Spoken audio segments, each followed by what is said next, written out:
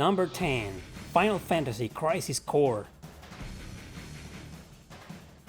I'm not really a fan of this game, so here's one for you Final Fantasy VII fans. It was interesting to meet the origins in this prequel with the story of Cloud's best friend, Zack. It was a weird action RPG with some real-time combat. It reminds me of Xenoblade and White Knight Chronicles because you can't directly attack with Zack. He's the only playable character here, by the way. So yeah, Crisis Core, number 10.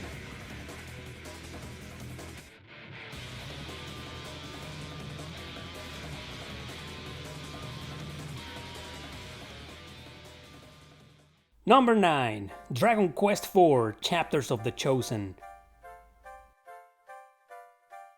This NES game was first remade on the PlayStation, only in Japan.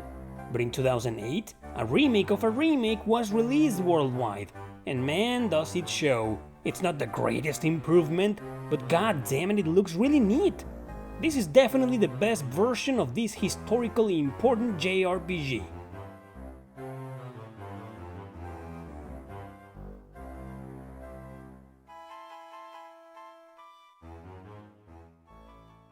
Number 8. Star Ocean First Departure.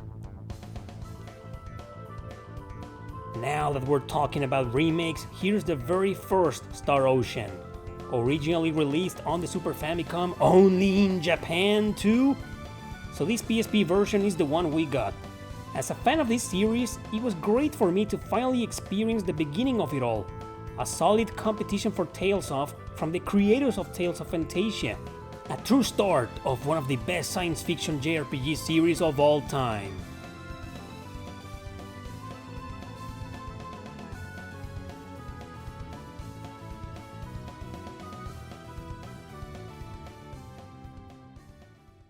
Number 7. Tales of Vesperia. Speaking of Tales of, Vesperia was also released this same year on the PS3 and the Xbox 360. However, we only got the latter for some reason. Nevertheless, it quickly became a commercial success and a personal favorite to many fans out there. It is indeed, as a matter of fact, one of the best in the series because it did nearly everything right.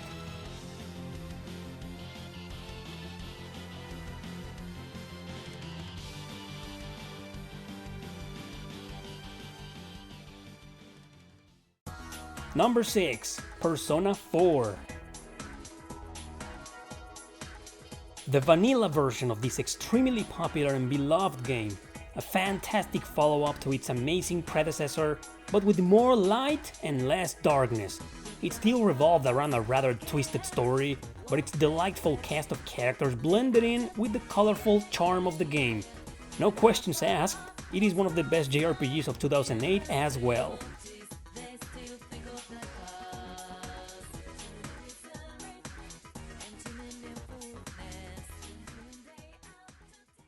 Number 5. Eternal Poison.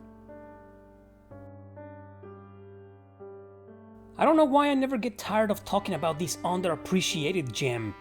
It's there among the very few gothic JRPGs in existence with beautiful art.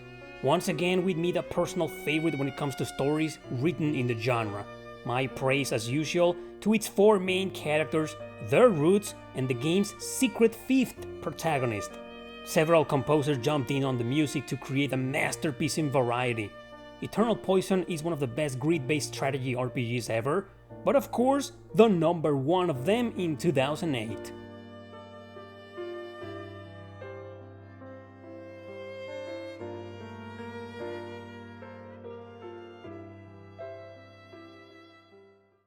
Number 4. Eternal Sonata. This PS3 version is the definitive one, the complete with all the content, story, and extra playable characters. It's also quite challenging compared to the vanilla version. However, it's one of those games that are so good, so outstanding in every single area, that the struggle is totally worth it. After all, it is yet another masterpiece of 2008.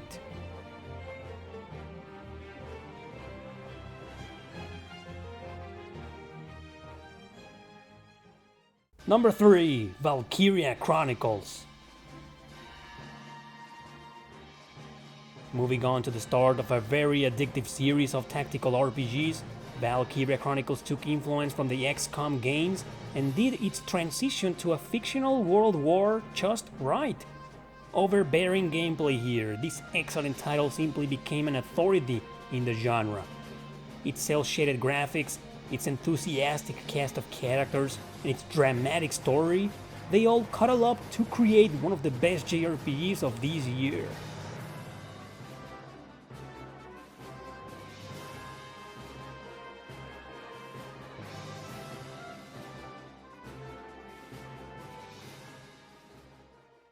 Number 2. Lost Odyssey.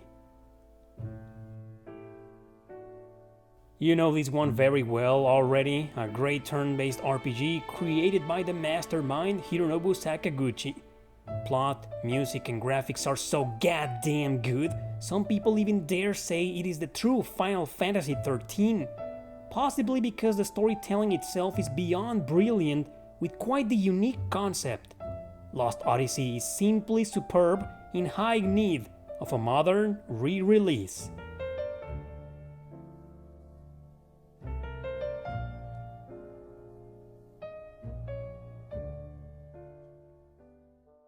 Number 1. Persona 3 FES.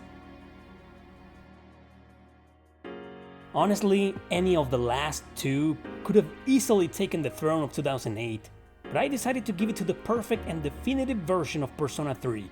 First, because it is the director's cut, carrying over the excellent gameplay of the original, and second, because I'm a huge fan of Aigi's and she got her own game here. It was now in the form of a sequel/epilogue in order to give closure to this memorable story. Two great games in one, how could this not be the best JRPG of 2008?